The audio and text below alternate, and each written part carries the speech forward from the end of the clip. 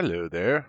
Here we are with issue 41 of the Build the Millennium Falcon magazine. And so we're going to start off with the ETA, the ETA-2 Actix class interceptor. So normally this would be where I'd bounce over to the data and the details and I'd kind of go through that.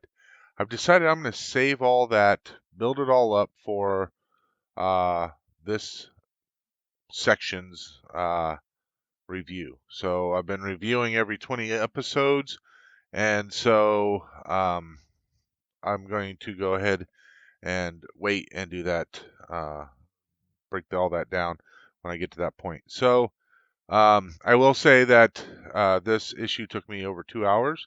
I had five video captures that came out to 125 minutes total, and there was 45 minutes off camera of work that I did.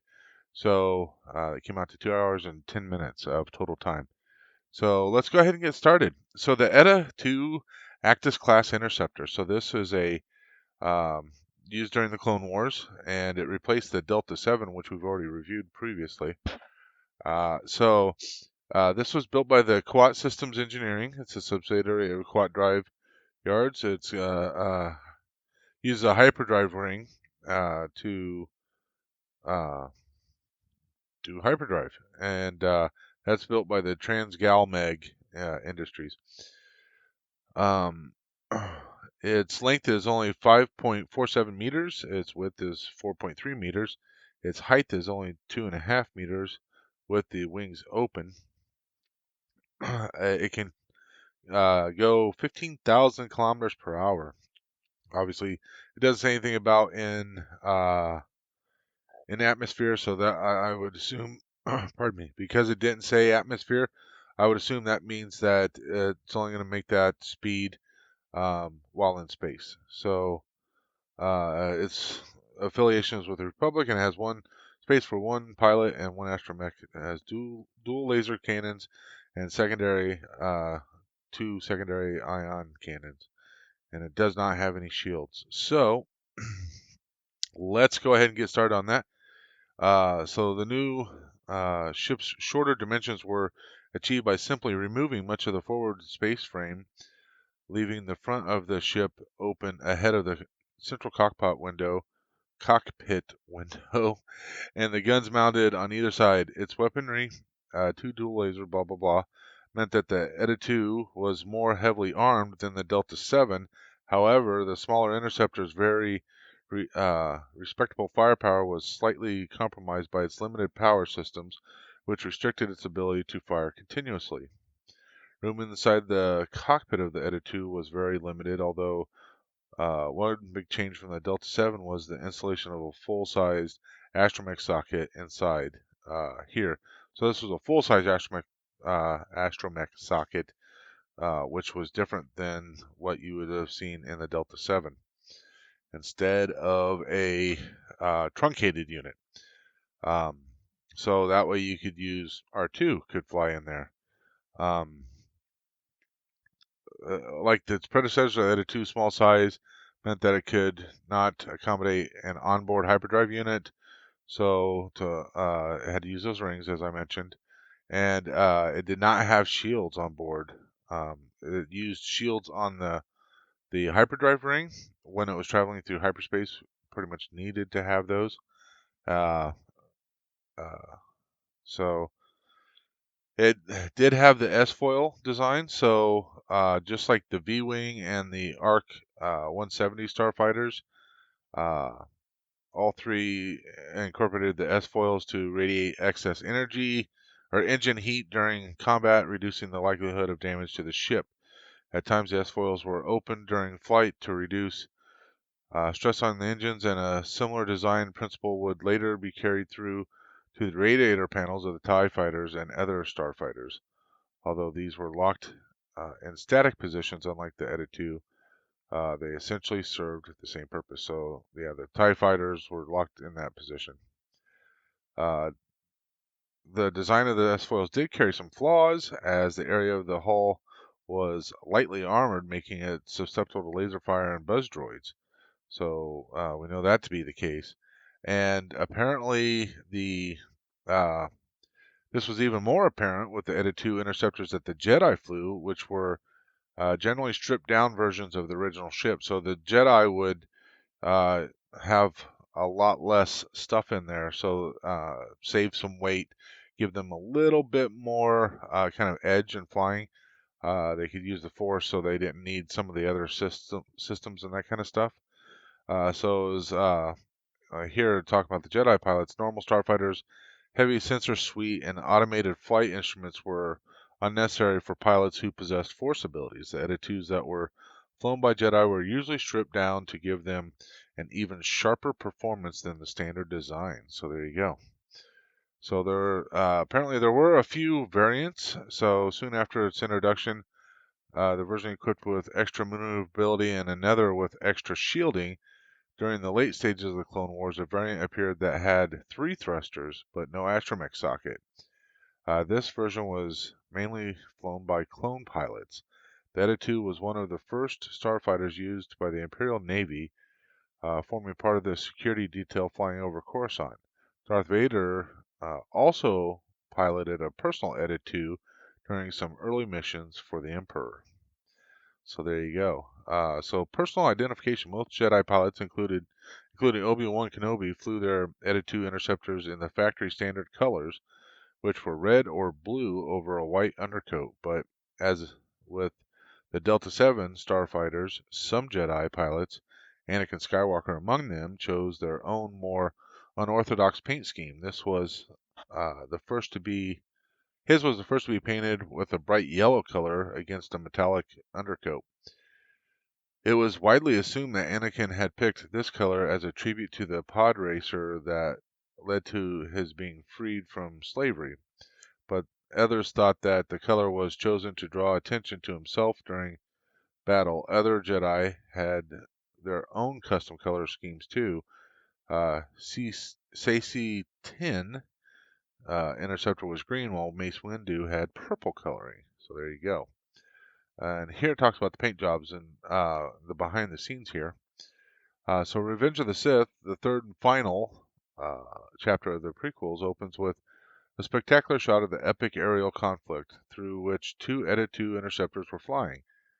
Their design was one of several aspects of the film that were set to bridge the gap between the prequels and the original trilogy. The ETA-2 is intended to foreshadow the TIE fighters from New Hope. So its designers included the segmented cockpit window of the TIE fighter as well as the bent wing formation of Vader's TIE prototype. The art department in Sydney built only one full-sized ETA-2, which was repainted yellow and red for Anakin and Obi-Wan, and then finally green for when Anakin travels to Mustafar for close-ups. A separate cockpit was made and redressed for each character when Ewan McGregor and Hayden Christensen taking turns to perform their Obi-Wan and Anakin's lines. So there you go. So they'd have just a separate cockpit for that. Just so when you're seeing them on screen, like just talking or whatever. So that's pretty cool. Naboo's Underworld. So this was rather fascinating. So the very interesting part about this is so see where I can find it. All right, so viewed from orbit, Naboo appears to be about 85% covered with water in the form of seas, lakes, and rivers, but this is only what lies on the surface. If you venture deep inside the larger bodies of water, it will lead to the heart of the planet, an underwater realm generally known as the Abyss. The Abyss. Here the lakes and the seas join a labyrinth of maze of shadowy waters that thread their way through the porous crust of the planet. Naboo has long been an enigma to astrophysicists as its core is neither molten nor solid, which would be very unusual, I'm sure. Flooded with water, its hollow, honeycombed interior is rich in plasma, a phenomenon hardly found anywhere else in the galaxy. As well as holding the key to many of Naboo's secrets, the plasma is the basis of technology used by the Gungan inhabitants of the planet.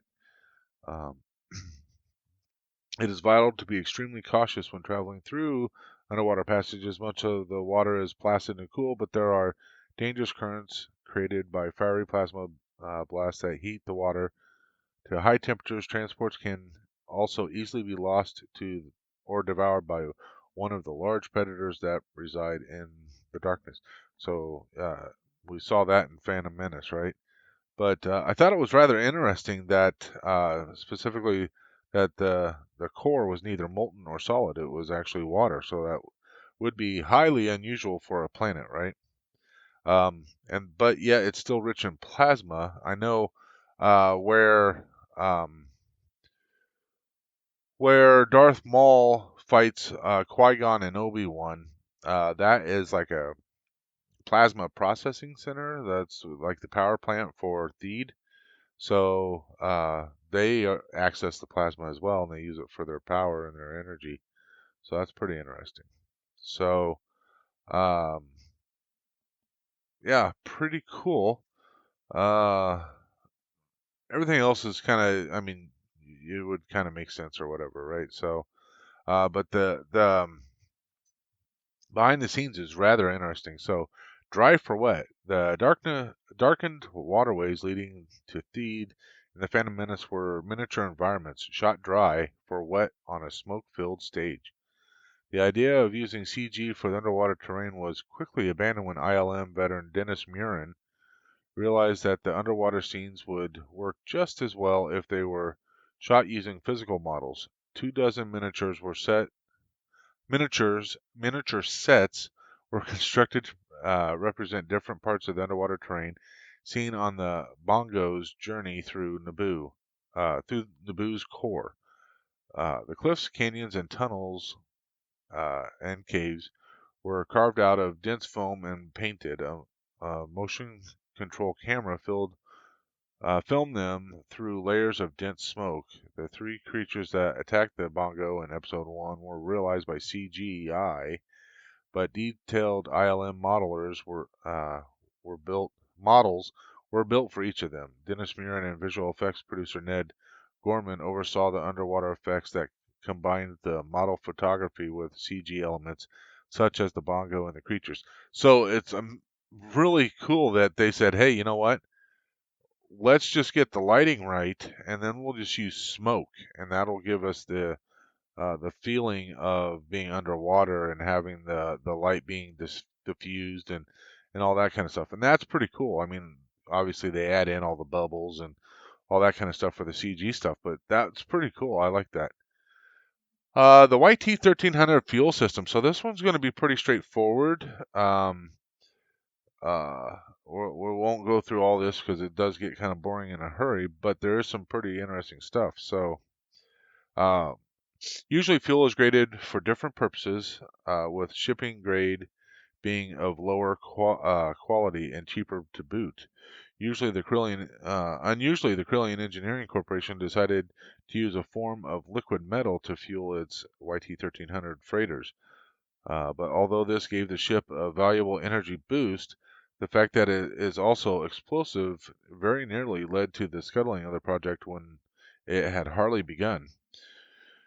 When you're in the business of hauling tons of cargo from one point in the galaxy to another, every credit in your overheads bill counts against the competition's quote for the same job. The designers of the YT-1300 line of the freighters understood this and decided to ignore the fuel's reputation for being as volatile as it was efficient, prompting much discussion among the industry experts and in the trade press. The discussion soon spread to mainstream media, where the company almost had a public relations disaster on its hands until it rolled out its first YT-1300 models safely. Fortunately, for an industrial accident, fortunately the CEC had managed to hush up an incident that could have stopped the project in its tracks that involved the YT-1300 that later became the Millennium Falcon. Before she even left the assembly line, freighter YT 492727ZED fired hot while undergoing tests and rocketed out of the facility on autopilot.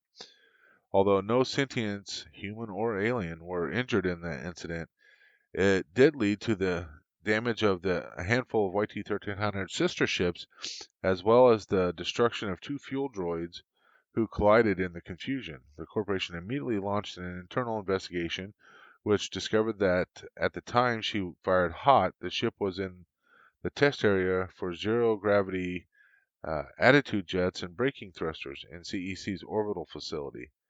The inquiry put the blame on a computer glitch, which appeared to have caused the fuel droid to pump far too much explosive liquid metal fuel into the ship's fuel slug tanks while she was still under construction.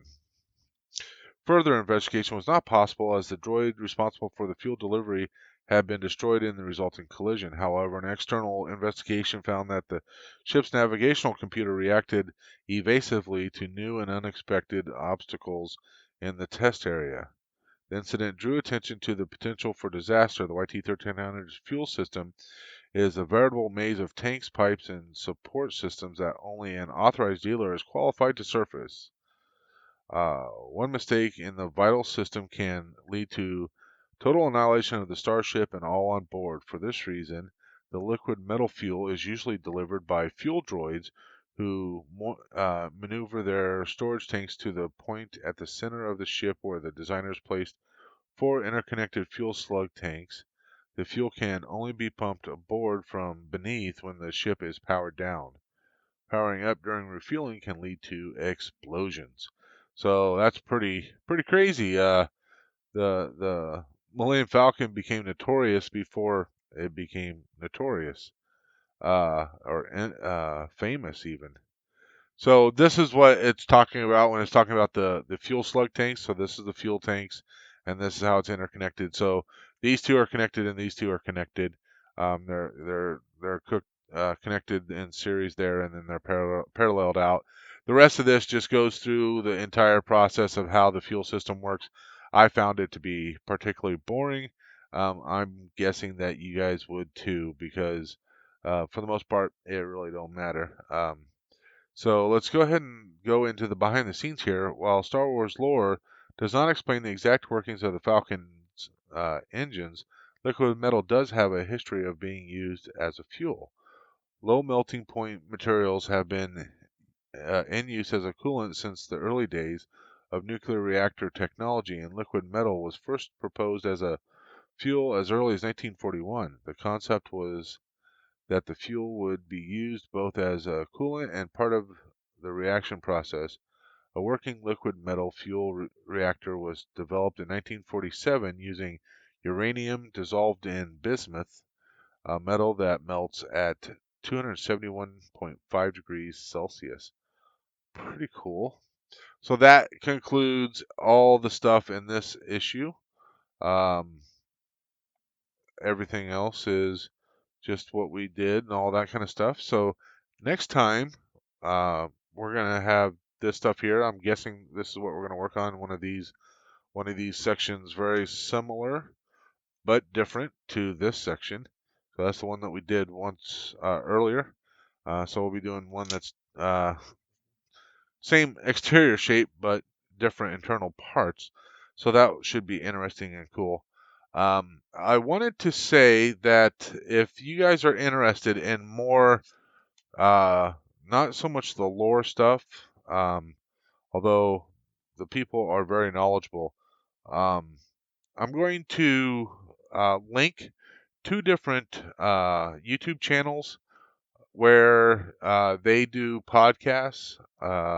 They do other things, but you will see at least once a week a podcast on these 2 channels, specifically about what's going on in Star Wars. And they talk everything from movies to TV shows to the books to the games, everything Star Wars that is known as far as rumors and actual announcements, whatever, as well as they discuss their own theories and speculations and that kind of stuff. So You might find that interesting if it's something that you're interested in.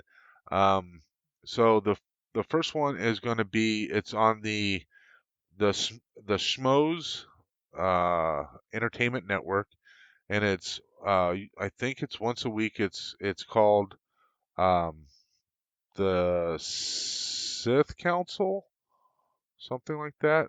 I can't remember now off the top of my head, but I'll post a link for that, and it's the SEN for the Schmoes Entertainment Network.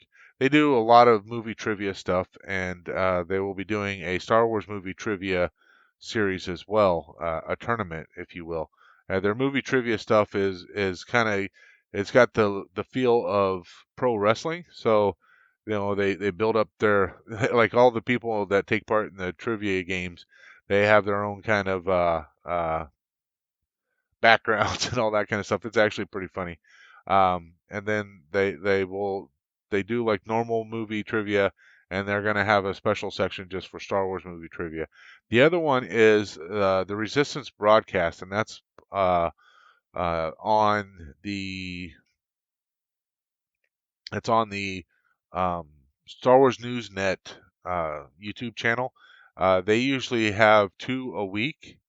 And unfortunately, this upcoming week they're not going to have any because one of the people that's part of that had a loss in the family, and then the other one actually just had a baby like over the weekend or something like Friday or something like that. So because of that, they're taking this next week off. But those two are excellent shows. I know that you can find the Resistance broadcast on any of your podcasting stuff. So if you like to do podcasts and listen to them while driving, I do mine on the Google Podcast, and I just subscribed, and whenever the new one pops up on Monday and pops up on Thursday. When they pop up, I listen to them. Sometimes on Thursdays they will do a live one at I think it's 8 9:30 I think Pacific, or not Pacific, 9:30 Eastern, I believe. It may be 8:30 Eastern, something like that. But if they don't do a live one, they come out first thing in the morning. So look for that. I'll post links to both of those because I feel like you guys might enjoy those. So that's all I wanted to add to this one. Um, I want to thank everybody for watching, and may the force be with you always.